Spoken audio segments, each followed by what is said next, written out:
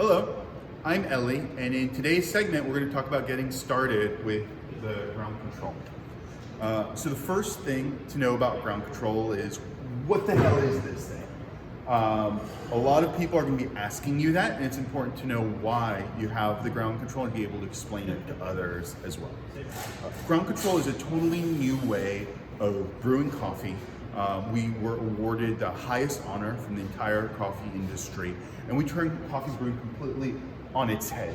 So the coffee brews at the bottom, and it gets vacuumed up into the top bowl. And if anyone asks you, why the hell are you going through all that trouble to brew a cup of coffee, the reason is that ground control produces, hands down, the best cup of coffee you'll ever have.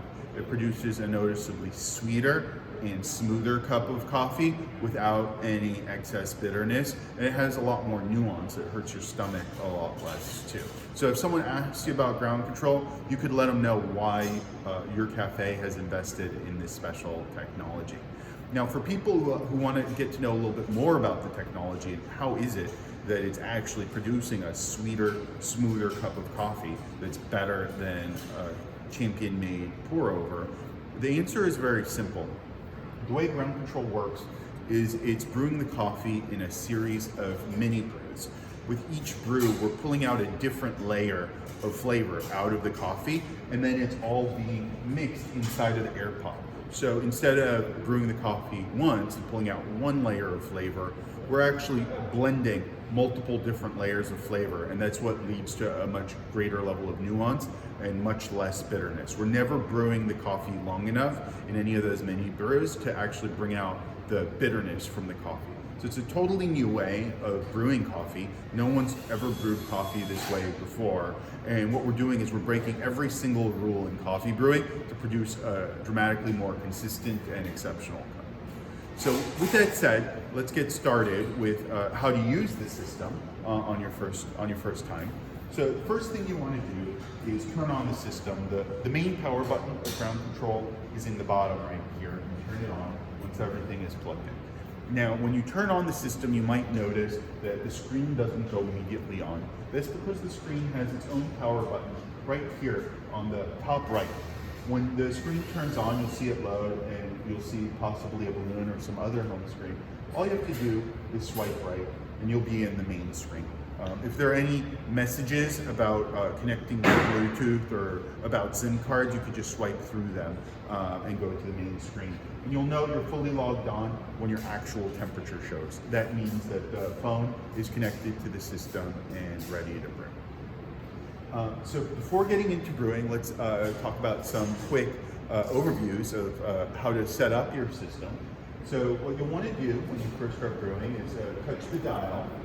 There's every system has its own password. So we're just going to enter that right here.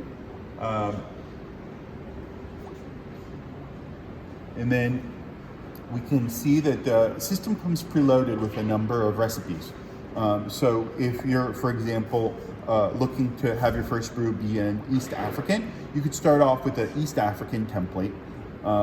You click Add Brewer button to bring the recipe to the main menu, and then you would hit Save. And that would bring the recipe to the main menu.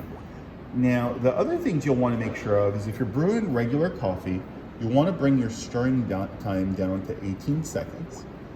And you'll want to bring your temperature for your first brew to 203 Fahrenheit. And you can adjust the temperature with this slider and hit Save. Then we'll hit the back button and go to the main screen. And now we see our East African template is here, and we can select the volume from this bottom left corner over here. So if we want to brew 2 liters, we'll go ahead and do that. We have our temperature correct, and our actual temperature is showing the same as target, so we're ready to brew.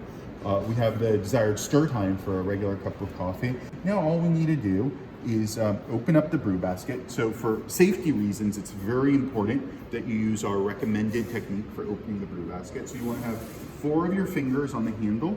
You'll want to put your thumb on the top piece of sheet metal, and you'll press off with your thumb. You open it up slowly, and you'll want to look inside the brew basket and confirm that there's nothing inside of there, no hot water, before opening this up.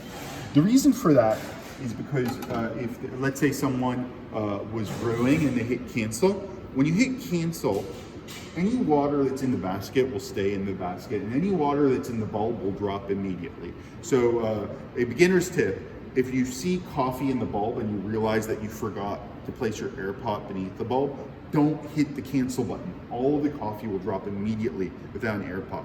Our suggestion is to go and find an air pot and place it under the bulb if you have time. If you don't have time, it's okay for water to go into the quartz. It's not a problem. Just wait for it all to fall off, hit cancel at that point, and then just clean up. But make sure that you know that if you hit the cancel button, any water or coffee in the bulb will drop immediately, and any coffee or water in the basket will stay in the basket. So now let's get started with brewing. All we have to do is take a paper filter. We strongly recommend that you use very nicely shaped paper filters. You don't want a paper filter that looks scrunched in any way. That'll massively increase the likelihood that your filter will fold. And what we suggest is pulling the filter from the bottom. What that does is it allows the filter right above it to help maintain the shape of the filter. So you want your filter to look like this. You see how beautifully shaped it is? That is a beautiful filter. And if you brew with a filter that looks like this, you're very unlikely to see a filter fold.